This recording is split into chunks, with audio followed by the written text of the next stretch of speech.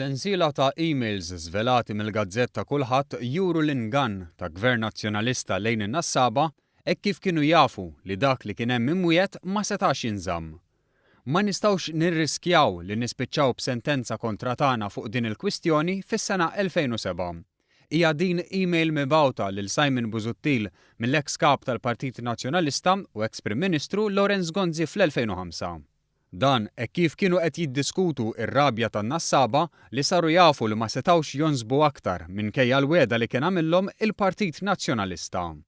Simon Busuttil kien protagonist f'dan kollu, hekk kif minn kitbietu der imħasseb mhux dwar in-Nassaba iżda dwar il-kredibilità tiegħu f'mumenti fejn kien għadu fil-bidu tal-karriera politika tiegħu. F'risposta minn Gonzi dwar id-diversi ilmenti li kienu qed jirċievu jgħid hekk: "Jekk din il-pillola morra rridu nibilgħuha issa, allura aħjar hekk milli naffaċċjaw sitwazzjoni diżastruża lejlet l-elezzjoni ġenerali." Email li kienet mibgħuta wkoll lil Edgar Gallia Kurmi, li tleminija ta' Laurence Gonzi, Richard Kakija Caruana, ir-rappreżentant permanenti ta' Malta fi Brussell, u George Pulicino li fi żmien kien Ministru għall-Ambjent.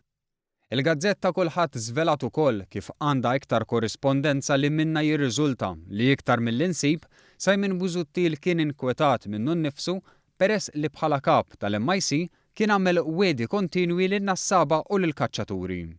Infatti Busuttil esprima l-biża' ma' Gonzi li din kienet kwistjoni ta' rġulija u kredibilità li min-naħa tiegħu kienet se tibda tmajna.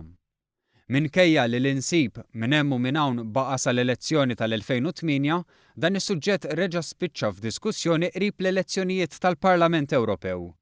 Emails din id-darba bejn Simon Busuttil u uffiċjal fis-segretarjat ta' Laurence Gonzi ikomplu juru kemm Busuttil kien beda jinteressah biss mill-linja politika hekk kif hu kien inkwetat biss fuq il-voti. Minkejja dan meta din il-ġimgħa ħarġet is-sentenza tal-Qorti Ewropea tal-Ġustizzja, Busuttil qal li ma kienx sorpriż li Malta intalbet twaqqaf l-insib minkejja li kif juru dawn l-emails kien jaf li n-Nassaba kienu mwiegħda mod ieħor.